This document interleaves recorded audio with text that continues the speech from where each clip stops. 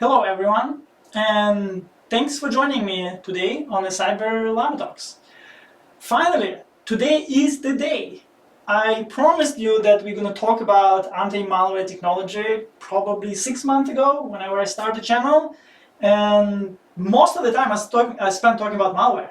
You were like, hey, we heard about all this stuff about malware. Maybe you haven't, but anyway, that was not the original goal, but one after another, I quickly realized that it's actually pretty hard to talk about anti-malware technology if you haven't emphasized what malware technology, this anti-malware technology has been built for. Anyway, we finally defined 4 pillars of malware in the period of 2005 to 2010.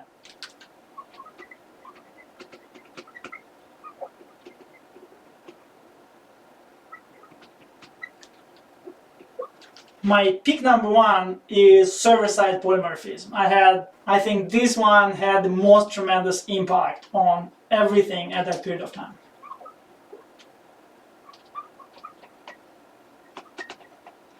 The second pillar and second technology which has driven crazy malware evolution of that time are rootkits. That's my second choice. Malware would never distribute and spread as quickly as it were without exploits and exploit kits. While it was not the golden age of exploit kits yet, that's when it all started, and that would be the third pillar. And the last but not the least are the botnets.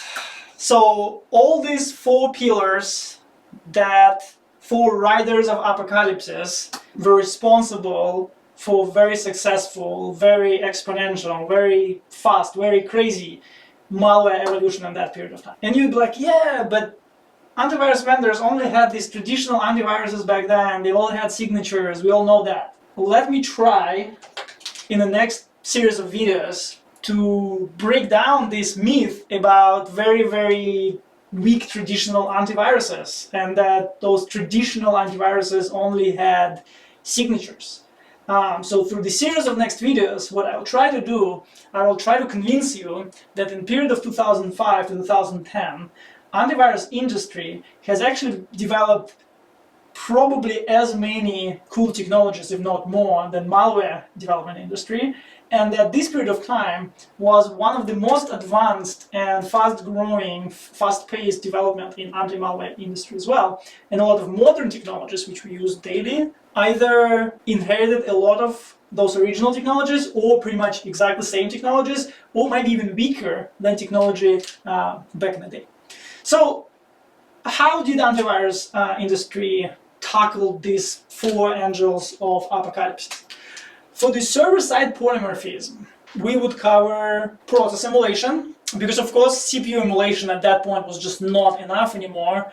That the polymorphic engines start to use a lot of capabilities of actual operating systems, so it was not enough to emulate just CPU. Antivirus had to emulate the whole process.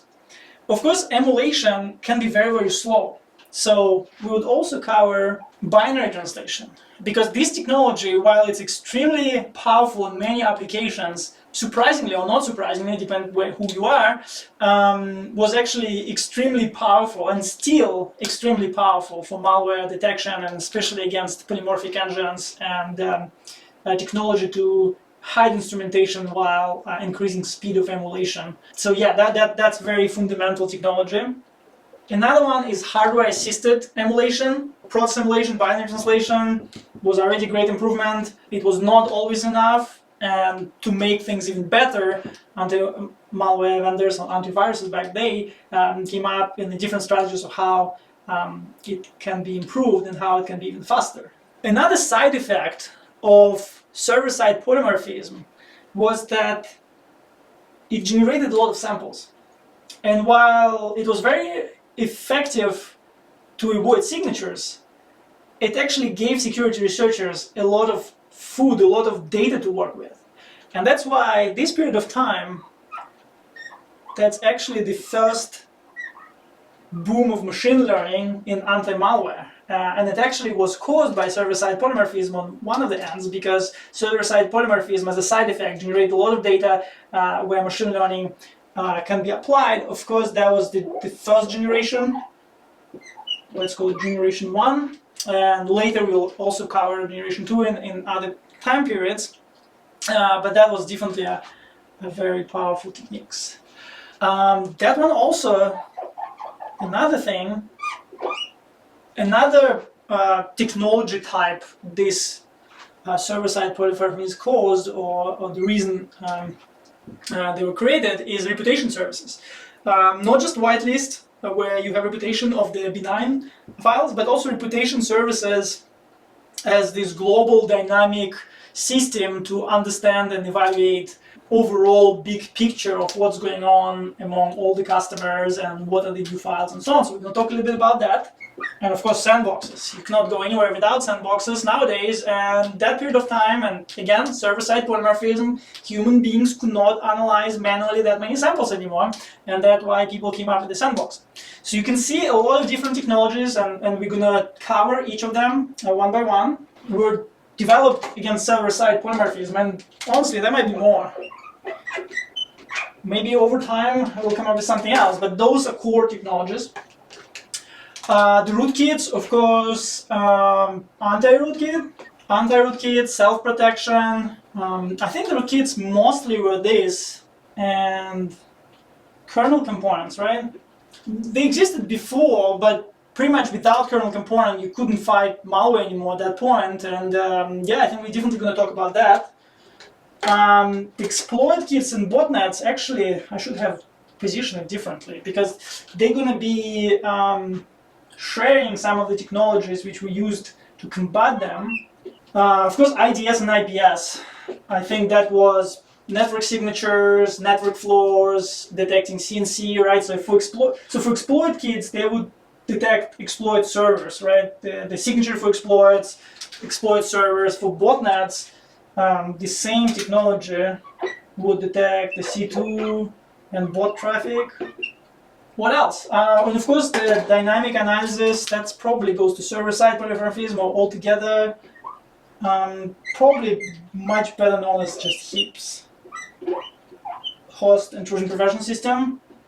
They were much more behind heapses. There were different ones, and they evolved in 32-bit and 64-bit operating system differently. But I would just call it as a dynamic analysis on endpoint, because it's not just heaps. There are other technologies existed, which we will touch. So I think that's it. And of course, that's probably not really related to any of this, but it's a network technology, so I'll put it here. Email gateway. While when I talked about malware, I mentioned that most of the malware, the way they were doing business, is focused mostly on kind of home users, or even if it's enterprise users, they would focus on individual credential compromise, individual bank account, individual machines that are part of botnet. Of course, there was some commercial espionage lurking around. There were nation-state attacks, but they were not discovered as a big thing yet. However, of course, every company would want to be protected against malware. I mean, that period of time, you might have heard the configure, the worms, right? No one wants the infrastructure to go down because of the malware. So there are a lot of enterprise-level security, and mostly, if you look at that, right, this one mostly all on the network side. So, of course, the endpoint side was kind of shared between home users and enterprise, even though enterprise products were different. They were designed slightly different. The home users, what they didn't have is IDS, IPS, and email gateways. And of course, it's important to touch on this technology and show the difference between them and the technology on endpoint, because they evolved slightly different and had the different limitations. So that's what I have in mind. It's actually a pretty long list, and none of that has traditional signatures. And that's all this great stuff happened in 2005, 2010, and we're going to cover all of it in upcoming episodes. I'm really excited about this. I'm looking forward to it. So yeah, subscribe if you haven't yet, spread the word, and I hope you're going to enjoy upcoming episodes. Thank you very much, and I'll see you soon.